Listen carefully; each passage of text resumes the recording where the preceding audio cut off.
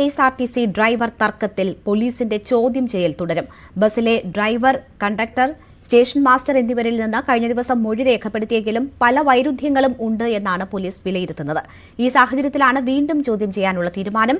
ഡിപ്പോയിലെ കൂടുതൽ ഉദ്യോഗസ്ഥരിൽ നിന്ന് മൊഴിയെടുക്കുന്ന കാര്യവും പരിഗണനയിലുണ്ട്. സംഭവ ദിവസം രാത്രി ബസ് വീണ്ടും ഡിപ്പോയിൽ നിന്ന് പുറത്തേക്ക് പോയിട്ടുണ്ടോ എന്ന കാര്യം പരിശോധിക്കും.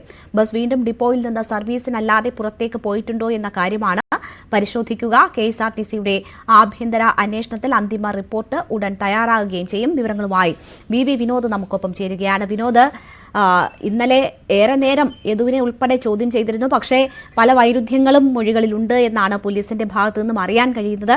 എന്താണ് ഇനിയുള്ള നീക്കം? കൂടുതൽ ജീവനക്കാരെ ചോദ്യം ചെയ്യാനുള്ള നീക്കമുണ്ട് എന്നറിയുന്നു. അത് ഈ മെമ്മറി കാർഡ് നഷ്ടപ്പെട്ടതുമായി ബന്ധപ്പെട്ട് അവർക്ക് എന്ത് വിവരം അവരിൽ നിന്ന് ലഭിക്കുമെന്നാണ് അന്വേഷണ സംഘം പ്രതീക്ഷിക്കുന്നത്?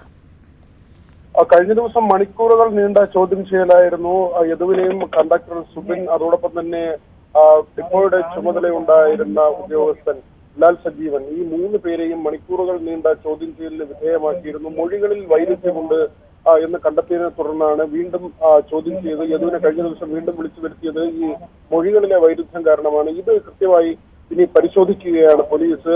ഇവർ പറയുന്ന മൊഴികൾ ബസ്സിനടുത്ത് പോയിട്ടില്ല എന്ന് ആദ്യം പറയുകയും എന്നാൽ ബസ്സിന് സമീപം ഡ്രൈവറെയും കണ്ടക്ടറെയും സംശയാസ്പദമായ രീതിയിൽ കാണുകയും ചെയ്തു. കണ്ടക്ടർ നൽകിയിട്ടുള്ള മൊഴി താൻ മോണിറ്റർ നോക്കാൻ പോയി, ഇതേ കാര്യം തന്നെയാണ്. ആദ്യം യദു പറഞ്ഞത് താൻ ബസ്സിനടുത്തേക്ക് പോയിട്ടില്ല എന്നാണ്. എന്നാൽ ഡോറിനടുത്ത് നിൽക്കുന്ന CCTV ദൃശ്യങ്ങൾ ലഭിച്ചു. യദു പറയുന്നതും ഈ CCTV നോക്കാൻ മോണിറ്റർ പുറത്തുനിന്ന് നോക്കുന്നതിന് വേണ്ടി ആ ഭാഗത്തേക്ക് പോയി എന്ന ഒരു മൊഴിയാണ് നൽകിയിട്ടുള്ളത്. പക്ഷെ മെമ്മറി കാർഡ് എങ്ങനെ നഷ്ടപ്പെട്ടു എന്നതിൽ ഇതുവരെ വ്യക്തത വന്നിട്ടില്ല. അതേസമയം ഈ സംഭവം കഴിഞ്ഞ്, അതായത് മേയറുടെ കുടുംബവും KSRTC ഡ്രൈവറും തമ്മിലുള്ള തർക്കം കഴിഞ്ഞ് ബസ് ഡിപ്പോയിലെത്തുകയും അതിനുശേഷം സർവീസിനല്ലാതെ ബസ് പുറത്തേക്ക് കൊണ്ടുപോയോ ആ നിലയ്ക്കുള്ള ചില സംശയങ്ങൾ ഉയർന്നു വരുന്നുണ്ട്.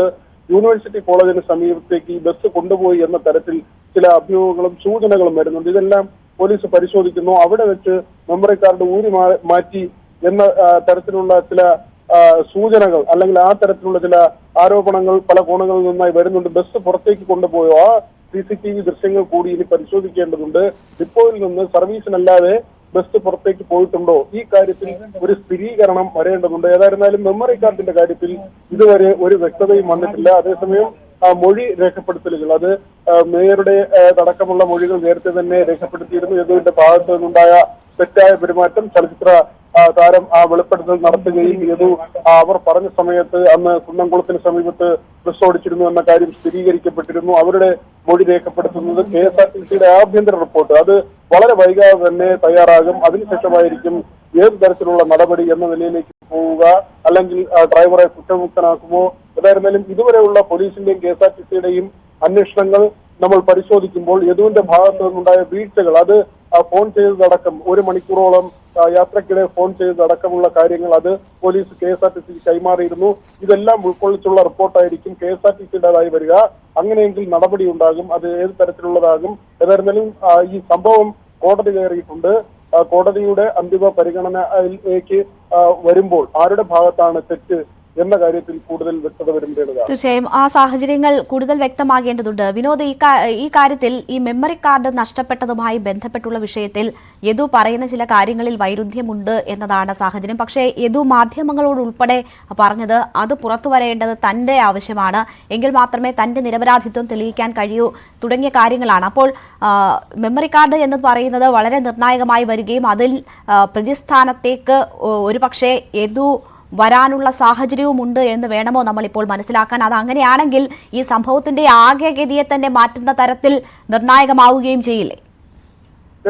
മറ്റ് വിവരങ്ങൾ ഇതുവരെ പോലീസിന് ലഭിച്ചിട്ടില്ല. അതായത് ഇത് കവർച്ച ചെയ്യപ്പെട്ടെങ്കിൽ ആര് കവർന്നു എന്നടക്കമുള്ള സംഭവത്തിലേക്ക് അല്ലെങ്കിൽ അങ്ങനെ ഒരു നിഗമനത്തിലേക്കോ സൂചനകളിലേക്ക് എത്തിച്ച ചില സംശയങ്ങളാണ്, മൊഴിയിലെ വൈരുദ്ധ്യങ്ങളാണ്. ഈ മൊഴികൾ വീണ്ടും വീണ്ടും പരിശോധിക്കുന്നുണ്ട്. ആദ്യം പറഞ്ഞ തരത്തിലല്ല പിന്നീട് മൊഴി നൽകുന്നത്. ഇത് പലരുടെ മൊഴികളിലും ഈ വൈരുദ്ധ്യമുണ്ട്. അതുകൊണ്ട് തന്നെ അവിടെ പോയ സമയം, അവിടെ ചെലവഴിച്ച സമയം, ബസ്സിനടുത്ത് എത്തിയോ ഇല്ലയോ എന്ന കാര്യം, ബസ് പുറത്തേക്ക് പിന്നീട് കൊണ്ടുപോയോ എന്നത് അടക്കമുള്ള കാര്യങ്ങൾ, KSRTCക്കുള്ളിലെ CCTV ക്യാമറകൾ, പുറത്തെ വാണിജ്യ സ്ഥാപനങ്ങളിലെ സ്വകാര്യ സ്ഥാപനങ്ങളിലെ ക്യാമറകൾ, പോലീസിന്റെ തന്നെ ക്യാമറകൾ, ഇതെല്ലാം തന്നെ വിശദമായി പരിശോധിക്കേണ്ടിയിരിക്കുന്നു. അതോടൊപ്പം ഈ മോശമായി പെരുമാറി എന്ന് മേയർ പറയുമ്പോൾ ആ വഴിയിൽ ബസ് സഞ്ചരിച്ച റൂട്ടിൽ കാറും ബസ്സും ഒരുമിച്ചുണ്ടായിരുന്ന സ്ഥലങ്ങളിലെ CCTV ദൃശ്യങ്ങൾ ഇതെല്ലാം തന്നെ വിശദമായി അവലോകനം ചെയ്ത് ഒരു തീരുമാനത്തിലേക്ക് എത്തുക എന്നതാണ്. ഏതായിരുന്നാലും കഴിഞ്ഞ ദിവസം കണ്ടക്ടറെയും അതോടൊപ്പം തന്നെ ഈ ഡിപ്പോയുടെ ചുമതലയുണ്ടായിരുന്ന ഉദ്യോഗസ്ഥരെയും വീടുകളിൽ നിന്നാണ് പോലീസ് കസ്റ്റഡിയിലെടുത്തത്.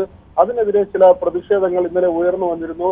ലാൽ സജീവന്റെ ഭാര്യ തന്നെ തന്റെ ഭർത്താവിന് വസ്ത്രം മാറാനുള്ള സാഹചര്യം പോലും പോലീസ് നൽകിയില്ല എന്ന നിലയ്ക്കുള്ള ആരോപണവും പരാതിയും ഉന്നയിച്ചിരുന്നു. എന്തിനിങ്ങനെ ഇവരെ വീടുകളിലെത്തി കസ്റ്റഡിയിലെടുത്തു എന്ന ചോദ്യം വിളിച്ചു വരുത്താമായിരുന്നില്ല എന്ന ചോദ്യം അവശേഷിക്കുന്നു. ഏറ്റവും ഒടുവിൽ ചോദ്യം ചെയ്ത ശേഷം ഇവരെ മടക്കി അയക്കുകയും ചെയ്തു. അറസ്റ്റോ അതുപോലുള്ള നടപടികളിലേക്ക് പോലീസ് കടന്നതുമില്ല.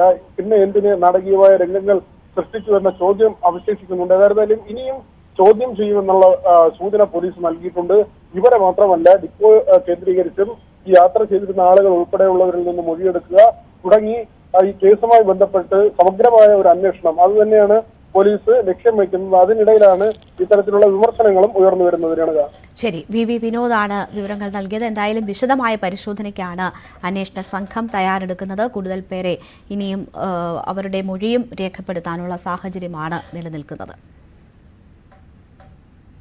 ഇടവേളയ്ക്ക് ശേഷം മറ്റു വാർത്തകൾ.